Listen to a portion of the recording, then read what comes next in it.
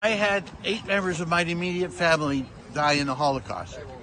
This is how the Holocaust began. Lots of people don't know when they first started rounding up Jews, it was based on a health emergency. They said Jews were causing a typhoid epidemic, so they rounded them up. Ford and Trudeau are fascists just like Hitler was. So I'm here to support the truckers who are fighting for our freedom. And after we end the mandates, that's not the end of the fight. We have to elect politicians who will pass laws to make sure this never happens again.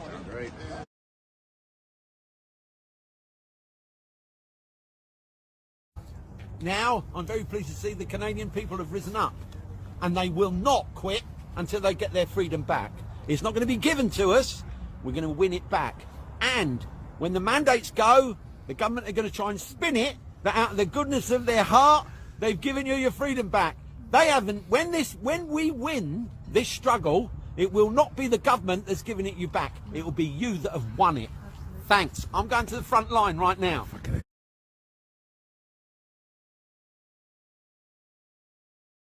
I'm a 90-year-old senior, and I've been watching this for 2 years, and every day I was getting a little scared, and because of all the different things that they kept talking about.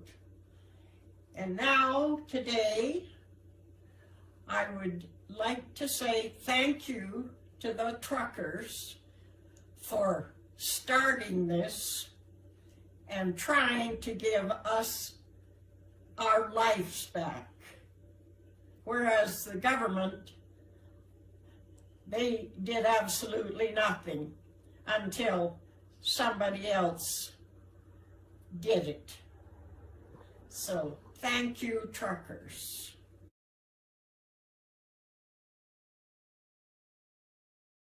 So, I just had a bit of an emotional moment. Downtown Toronto here, at Yonge and St. Clair, at my job site. I go across to the grocery store to get my lunch most days. And today, I was in there, probably about 150 people or so. And a little girl about, say, 4 years old, seen me and seen that I wasn't wearing a mask, and came running up to me and saying to her mom, "Look, Mommy, no mask, no mask." And she almost pulled me. And when I looked down at her, she looked up at me and says, I really like your face. And it got to me about how much damage we're doing to these kids. That it's not even normal for them to see somebody's face.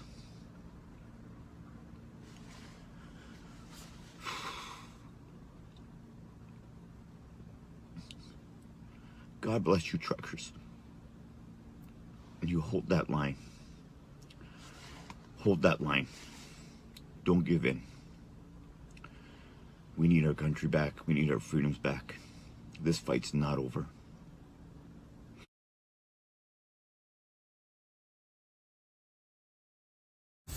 This tractor right here has been here for days.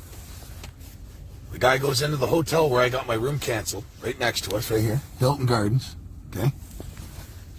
Tries to get a room. Couldn't get a room. Again, all booked up, blah, blah, blah, blah. There's a newfie guy that was staying there. He goes, well, I'll extend my room. Guy at the front desk says, no, it's not available. It's already rented out when you leave. The guy goes, well, I didn't exactly give you a date. I gave you a rough with the option of extending. He goes, yeah, there's no extension on the room. So the newfie looks at the farmer, and he goes, come with me. So they're talking outside, and he goes, I'll be back. And he leaves. And he comes back. And he pulls up in this brand new Dodge full of diesel, with diesel all in the back, all in that tank right there. And he gives the farmer his truck. Never met him before in his life. Didn't know him from nothing. Was just standing behind him in a line when he was trying to get a room. Gave him the keys to his truck, wrote his number down on a piece of paper, and asked him when he's leaving. The farmer goes, I'm not too sure. I think we're going to leave tonight or tomorrow morning to go plow some driveways and help some people out to clear everything up, but we're going to come back. And you know what the newbie said? He said, well, it doesn't really matter because the truck's not leaving till this is over, so call me when you're done and I'll come pick it up. And leaves. Tell me that's not awesome. You know what I mean? Tell me that's not freaking crazy. When do you hear that? Like, here, just take my $50,000 truck, $60,000 truck with like $3,000 of diesel in the back and call me when you're done. No identification, no nothing. This is unity, guys. I am so proud to be a Canadian. I'm going to get back out there. I'm going to do some more cleanups, maybe shovel some snow, leave tonight or tomorrow morning, not sure, but I'm coming back next weekend. This is crazy. This is absolutely crazy. Who knows? I might not even leave. Who knows? Anyways, guys, send your love, send your support, let everyone know there's no violence. I got hugged so fucking much. This one guy picked me up. He was massive. He was like 1.5 feet taller than me. He picked me right up. I thought he was going to split my jacket. He hugged me so hard. I said, thank you for the hug. Anyways, peace, guys.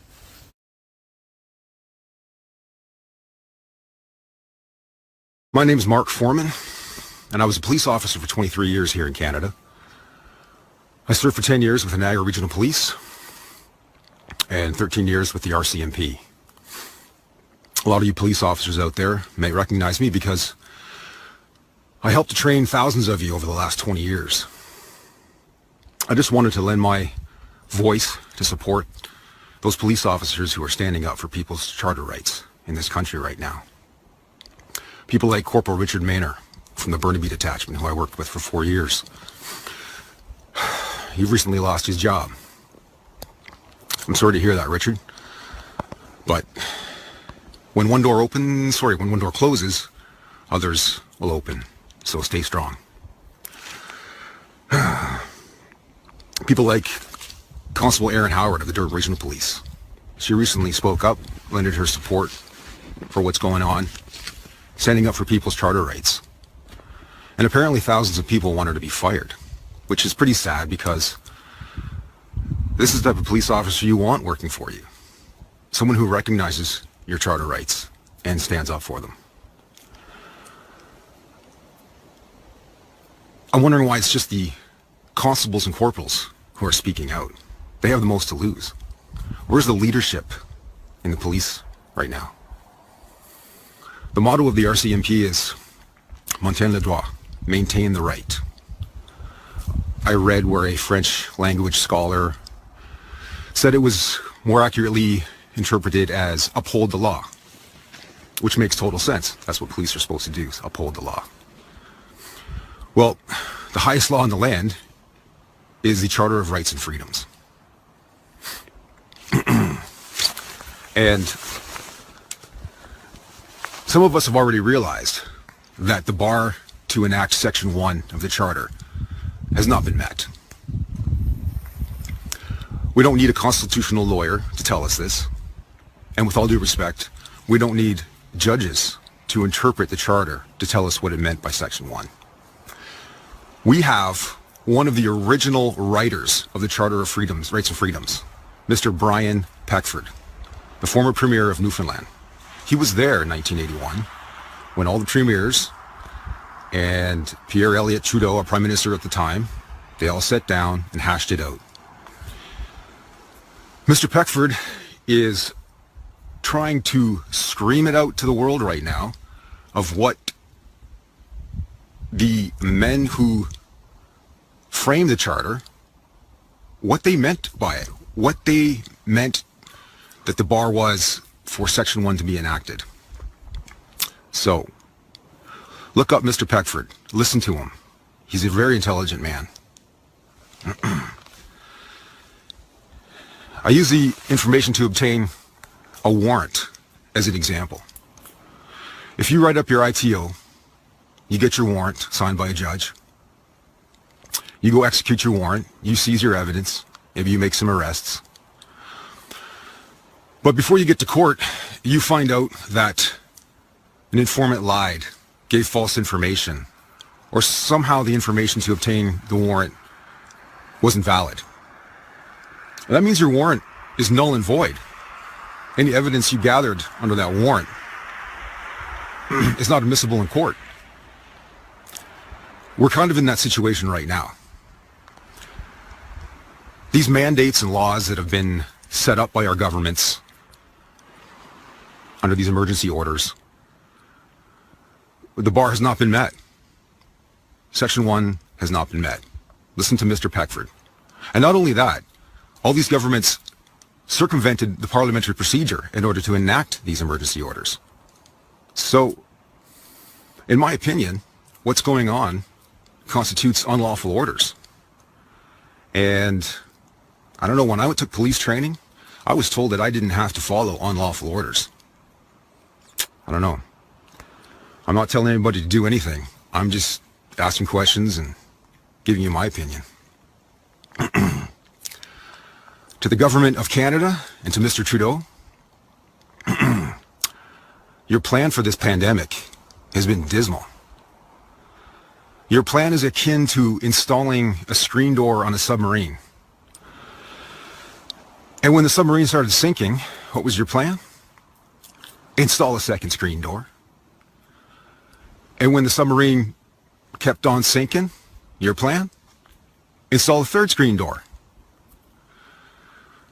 That is literally the definition of insanity. That's no plan. Other countries around the world had good plans. What's wrong with looking to others to see what works? Anyway, what's going on right now is kind of crazy. Mr. Trudeau, you're the leader of our country. And I don't know where you took your leadership training, but you're not acting like a leader. You are the highest ranking public servant in Canada. And this is not how public servants act.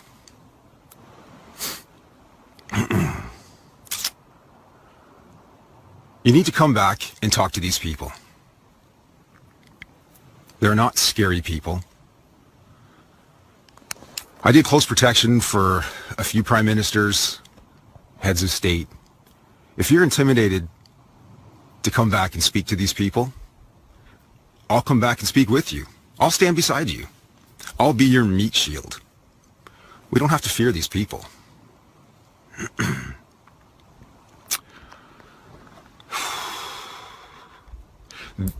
There's a saying that I'm sure you're familiar with, and that's lead, follow, or get out of the way. And Mr. Trudeau, you've proven that you're not a leader. Unfortunately, you're too arrogant to be a follower, so you need to just get out of the way.